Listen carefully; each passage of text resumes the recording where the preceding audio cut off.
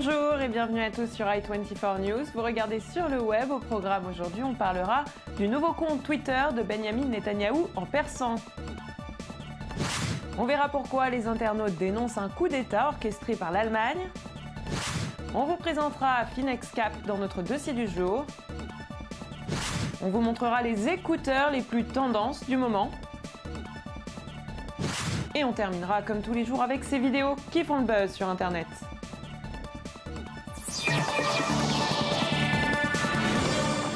Le Premier ministre israélien Benyamin Netanyahou vient d'ouvrir un compte Twitter en persan pour attaquer l'accord sur le nucléaire iranien. Le but serait d'établir une communication directe avec les Iraniens qui ont été endoctrinés à haïr Israël depuis la révolution islamique de 1979. C'est ce qu'il déclare. Israël est fermement opposé à cet accord. Il le décrit d'ailleurs comme un moyen de financement direct du terrorisme et une aide pour l'achat d'armes de guerre. Et l'Allemagne serait-elle en train de préparer un coup d'État pour faire sortir la Grèce de la zone euro? C'est la question que se posent les internautes sur Twitter.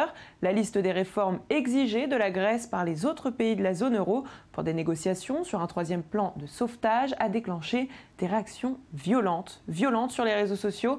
De nombreux internautes se sont indignés face aux exigences du plan présenté par l'Eurogroupe, dont Berlin est désigné comme le principal initiateur. Des dizaines de milliers de messages avec le hashtag This is a coup, c'est un coup d'État, ont ainsi fleuri sur le web pour voler au secours de la Grèce. Regardez.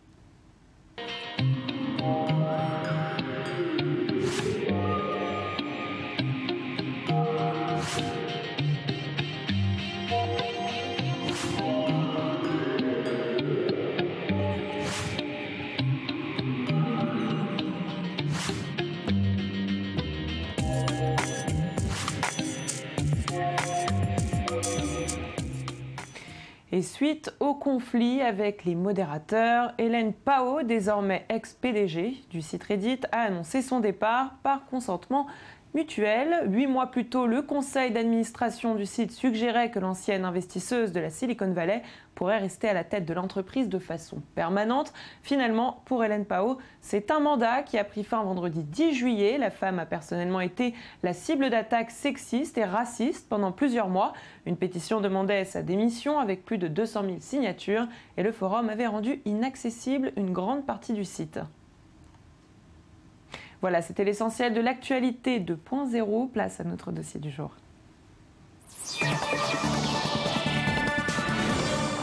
On ouvre ce dossier du jour avec la plateforme FinexCap qui vous propose un outil de cession de vos factures en attente de paiement. Plus de détails à travers cette vidéo de présentation.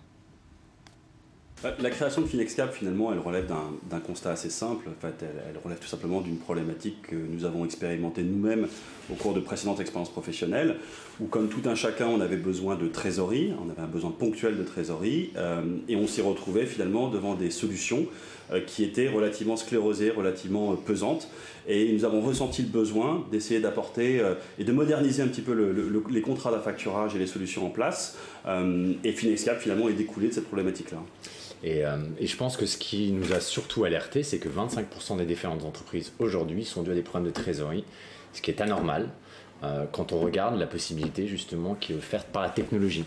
Donc naturellement, il a fallu qu'on essaye de trouver une solution qui permette de redonner le pouvoir aux entrepreneurs pour gérer leur trésorerie. Et c'est avant tout ça FinexCap, c'est un rapport de confiance et c'est surtout la récupération pour ces entreprises-là sur cette gestion et la possibilité enfin de gérer leur business et pas leur trésorerie. Et avec nous pour en parler, Cédric Tessier, que vous venez de voir dans cette vidéo, est avec nous sur ce plateau. Vous êtes un des fondateurs et le président de FinexCap. Alors pourquoi avoir créé cette application ? Bonjour à tous, FinexCap, c'est une idée qui remonte à 2012. Nous sommes avec mon associé Arthur Decateux, des entrepreneurs de la FinTech depuis quelques années. Et comme tous les entrepreneurs, on s'est rapidement rendu compte que le nerf de la guerre, c'était hélas pas forcément le business, mais c'était la trésorerie. Ayant été confrontés à ces problématiques, nous nous sommes rendus compte qu'il n'existait pas aujourd'hui de solution simple et rapide pour financer sa trésorerie lorsqu'on était une petite ou une moyenne entreprise, parce que bien évidemment c'est le cœur de métier de Finexcap. Et donc en 2012, nous avons décidé de quitter notre précédente aventure entrepreneuriale pour monter Finexcap, qui est donc quoi? Un service de financement de factures en attente de paiement. Le concept, n'attendez plus 45 jours ou 60 jours pour avoir vos factures payées par vos clients. En 48 heures, par la technologie, et donc avec du Wi-Fi, c'est tout ce qu'on demande, vous pouvez obtenir le paiement de ces factures auprès de Finexcap. Alors expliquez-nous comment ça fonctionne. Finexcap, c'est une plateforme de financement de trésorerie qui permet de connecter des investisseurs privés soucieux de financer l'économie réelle et des entreprises qui ont des problèmes de financement de trésorerie. Donc à nouveau, le service économique de Finexcap s'apparente à de l'affacturage. Mais qu'est-ce que l'affacturage? C'est un service qui est coûteux. Les pratiques tarifaires des sociétés d'affacturage sont réputées pour être très opaques et constituent un empilement de différents frais financiers, de différentes commissions d'affacturage et de frais additionnels. C'est un service qui est engageant. Dans un contrat d'affacturage, typiquement, l'entreprise doit céder sur une certaine durée de 12 à 18 mois un pourcentage de son chiffre d'affaires, qu'il n'est pas rare de voir à 100%. C'est un service qui est long à mettre en place. On estime qu'il faut en général 4 à 6 semaines pour mettre en place un contrat d'affacturage. Et c'est également un service qui nécessite une caution personnelle du dirigeant. Chez Finexcap, ce qu'on a décidé de faire, à nouveau, c'est redonner le pouvoir dans la gestion de la trésorerie aux entrepreneurs. Et en redonnant le pouvoir, on leur propose un service qui, à nouveau, économiquement s'apparente à l'affacturage, mais qui est dénué de ses contraintes. Donc chez Finexcap, l'offre est sans engagement ni de durée, ni de volume. Vous pouvez céder une facture et ne plus revenir, vous pouvez céder l'intégralité de votre chiffre d'affaires. C'est un service également qui est intégralement dématérialisé. Du premier clic jusqu'au financement, tout se passe sur notre site internet ou sur nos connecteurs. C'est un service qui est sans garantie personnelle du dirigeant, donc c'est un rapport de confiance. Nous ne sommes ni une banque ni un établissement de crédit, nous sommes une entreprise comme nos clients. Et c'est un service dont le coût est simple. On annonce le prix d'entrée, il prend moins d'une minute pour s'afficher sur votre écran, et vous pouvez donc respirer et avoir le bol d'oxygène qui est votre trésorerie. Est-ce que les entreprises doivent-elles s'engager ou ça peut être un acte ponctuel? La raison d'être de Finexcap, c'était réellement ce financement de trésorerie ponctuelle. Toutes les entreprises connaissent ça. Vous avez le paiement des charges sociales à certaines échéances trimestrielles. Vous avez des commandes impromptues qui nécessitent que vous augmentiez votre stock et vous n'avez pas forcément à ce moment-là la capacité financière de le faire. Et donc ce qu'on a voulu, c'est créer cette offre qui permettait de céder donc, la facture ou les factures en fonction des montants, permettant de combler ce trou d'air. Donc aujourd'hui, les entreprises n'ont réellement aucun engagement dans leur utilisation de Finexcap. Elles peuvent à nouveau venir une seule fois pour une facture. Mais en même temps, donc depuis le lancement commercial de la société, donc début 2015, juste pour recadrer les choses, on a commencé quand même le travail de recherche et de développement à l'été 2012. Donc on a travaillé pendant de longs mois, naturellement, sur la mise en place de ce service. Depuis le lancement, la récurrence est une vraie surprise. Nos clients, aujourd'hui, nous utilisent de manière fréquente. La moyenne s'établit actuellement à une session de facture tous les 14 jours. Donc une session de facture peut concerner d'ailleurs plusieurs factures. Et donc face à cette attraction du marché, Startup oblige, nous adaptons également notre offre et nous leur permettons, toujours de manière non engageante, donc avec la possibilité de sortir à chaque moment du service, donc nous leur permettons de céder des factures de manière récurrente avec un modèle de prix qui est adapté à nouveau à cet afflux plus important de factures sur notre plateforme. Et quels sont vos projets pour l'année 2015 ? De nombreux projets pour Finexcap en 2015. D'abord, la poursuite du lancement, parce qu'à nouveau, nous sommes tout jeunes. Nous avons commencé les activités il y a maintenant 6 mois de ça. Donc la croissance est forte. Donc nous devons adapter notre technologie et nos processus, notamment commerciaux, face à la demande. Donc à nouveau, un objectif de croissance des équipes et de la technologie. Également un objectif de pénétration de nouveaux canaux d'acquisition. Nous sommes chez Finexcap une société foncièrement technologique, non seulement dans notre approche du risque, dans notre approche de l'expérience utilisateur, mais également dans notre origination de factures électroniques. Qu'est-ce que je veux dire par là ? Nous sommes persuadés que l'expérience utilisateur peut être maximale si nous permettons à nos clients de céder des factures par l'intermédiaire des outils qu'ils utilisent au quotidien. Je parle de leur logiciel comptable, je parle de leur plateforme de facturation électronique, de leur logiciel de recouvrement. Et donc, qu'est-ce qu'on fait? Nous développons des interconnecteurs avec ces plateformes-là qui permettent d'identifier instantanément les factures qui sont éligibles à un financement chez Finexcap. Et l'entreprise n'a pas besoin de quitter son environnement normal de travail et peut simplement, à l'aide d'un clic, envoyer ses factures, les transformant en demande de financement chez nous.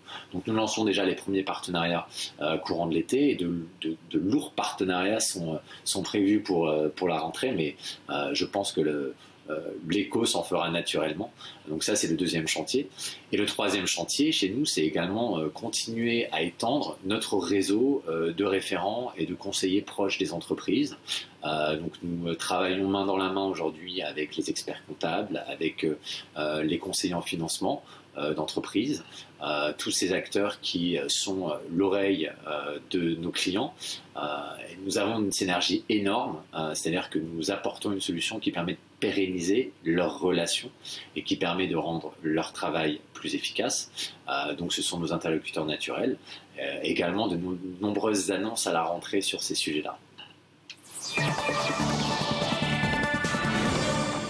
Alonso Martinez est le directeur technique de Pixar. Il avait un peu de temps à perdre et du coup, il a imaginé et construit Mira. Mira, le robot le plus adorable qui ait été créé jusqu'ici. Il s'agit d'un compagnon de bureau dont l'ambition est de vous faire sourire. Mira utilise des capteurs afin d'analyser le visage de l'utilisateur. Elle adore jouer et attirer son attention lorsqu'elle sent que son sourire pourrait disparaître. Si vous aimeriez pouvoir contrôler les sons tout autour de vous, vous allez adorer les écouteurs sans fil Hear Active Listening. Conçus par Doppler Labs, leur technologie permet de filtrer l'environnement sonore, une technologie qui a déjà séduit les grands groupes de l'industrie musicale ainsi que les internautes.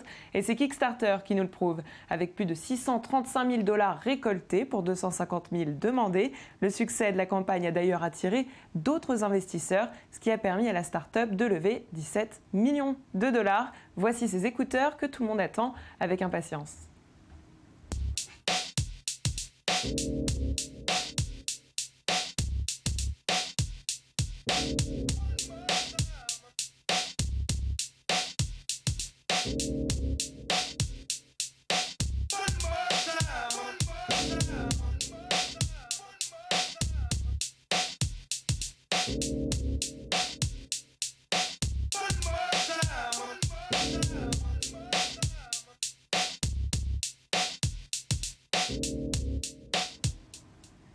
Et la Poste suisse ne se lance pas dans la musique ni les écouteurs, mais elle s'est associée à Swiss World Cargo et au fabricant de drones Maternet. Le but de cette union est bien étudier les possibilités d'utiliser des drones dans sa logistique, mais aussi dans des situations d'urgence et dans l'envoi de colis spéciaux comme les prélèvements de laboratoire. La Poste suisse testera ces drones pendant l'été pour pouvoir identifier leurs contraintes et limitations techniques. Le système doit pouvoir déplacer une charge utile allant jusqu'à 1 kg sur 10 km sans nécessité de recharge.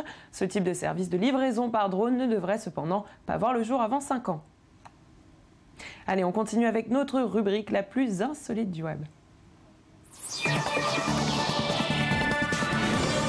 Et on ouvre cette rubrique avec une vidéo qui va certainement vous faire craquer. On y voit un bébé d'environ 1 an retrouver le sourire lorsqu'il voit pour la première fois, grâce à des lunettes, le visage de ses parents. Des moments comme on les aime, nous, sur le web.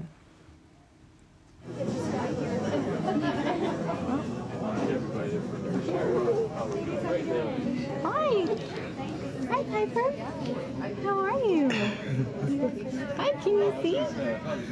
Can you see? Yeah. Hi, honey. Piper, hi. Hi, honey. Can you see? I think she can. Hi, babe. Hi. You look so cute. Hey. Et après les bébés, honneur aux filles sur le web. En juin dernier, la marque Always nous offrait une campagne publicitaire intitulée « Comme une fille ». Cette campagne avait été félicitée à de nombreuses reprises, avec pour même objectif celui de redonner confiance aux jeunes filles. La marque féminine vise à nouveau, juste avec une nouvelle vidéo intitulée « Unstoppable », rien ne t'arrête, en français, pour nous les filles. Have you ever been told because you're a girl that you should not do something? Yes. All the time. All the time. It's a constant. People think that girls are supposed to be all happy and la-di-da, you know? Be kind of traditional, like don't do something too challenging. I can't really, like, rescue anybody. Like, it's always, like, the boys who rescue the girls in the stories.